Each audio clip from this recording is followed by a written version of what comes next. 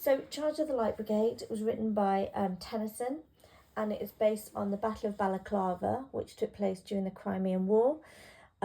This was quite an important war historically, in that it was the first time really that newspapers in the UK printed eyewitness accounts of things that were happening in the war.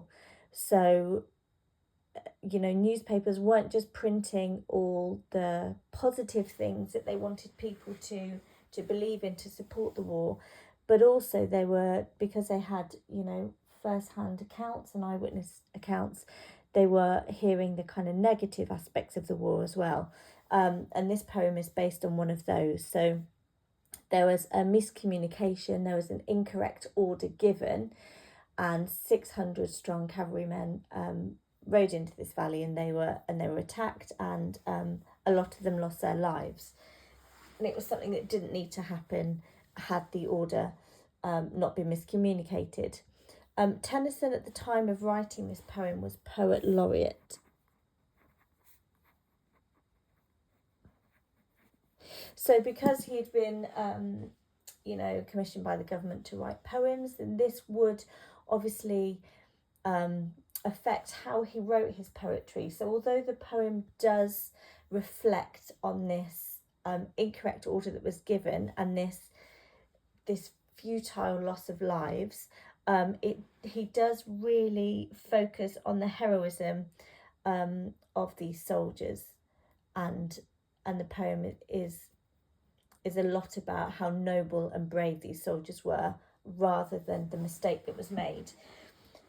So if we have a look at the poem, if we have this reference here to this mistake, someone had blundered.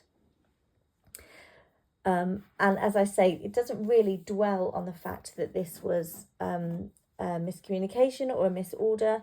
And the word blundered really plays it down. You know, if you blunder, then it sounds a bit like a silly mistake. So it really downplays the effect that this order has, but it does reference it in the poem.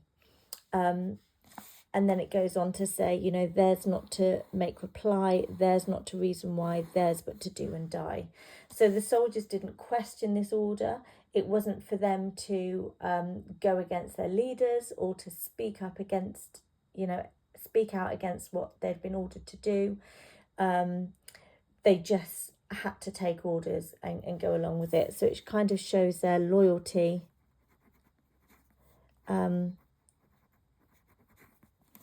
and also their bravery.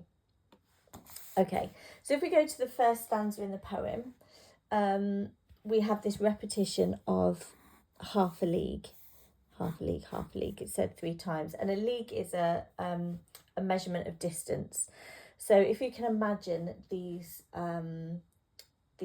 soldiers on their horses, and they're going onward towards this metaphor of a valley of death, because obviously they're going into this valley, but lots of them are going to be killed. But we've got this repetition to kind of show that, you know, even though they may have known that this was not the right thing to do or a good idea, that they still went forward anyway.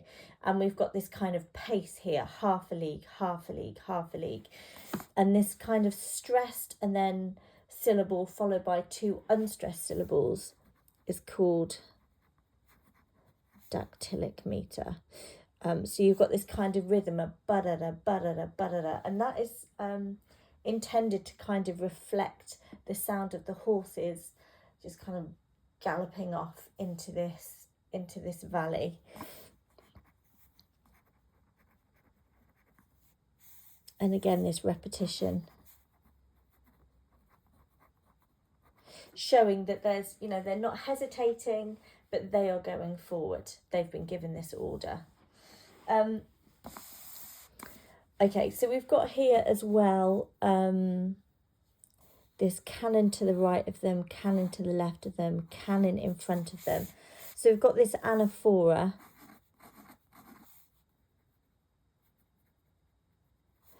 of the cannon. So they are, you know, being completely bombarded by these cannons firing at them to the right, to the left, and in front of them.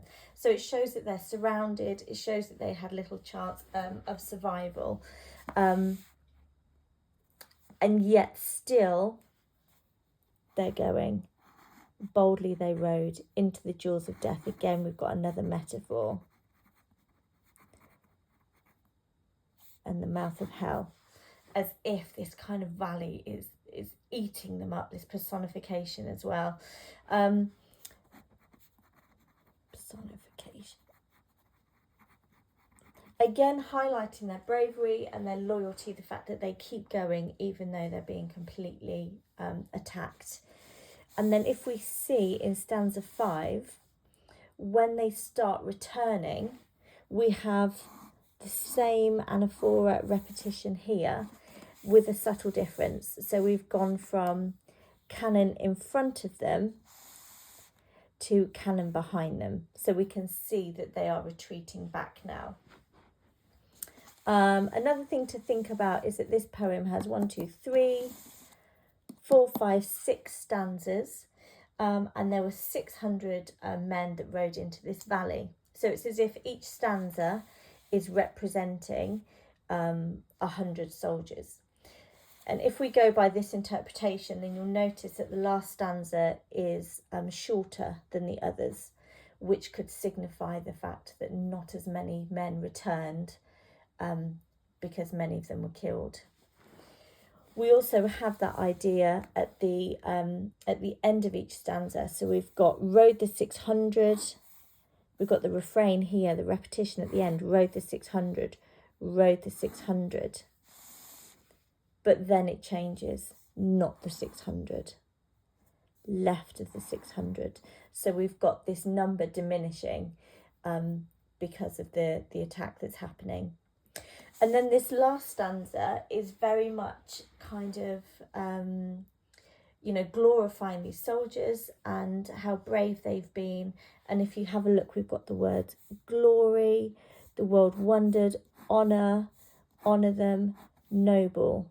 And we end on this imperative, honour the charge they made, honour the Light Brigade, this kind of order to make sure that they are honoured and seen positively. Noble 600. So again, this is a poem that doesn't focus too much on the quote blunder that happened, but more of the bravery of these soldiers and how well they fought. They're described here as heroes, while horse and hero fell. Those that had fought so well, they had no chance really. So I guess this poem could look at the reality of war, in that not everything was glorious all the time, and could be compared to other war poetry such as Bayonet Charge or Exposure. Okay, many thanks.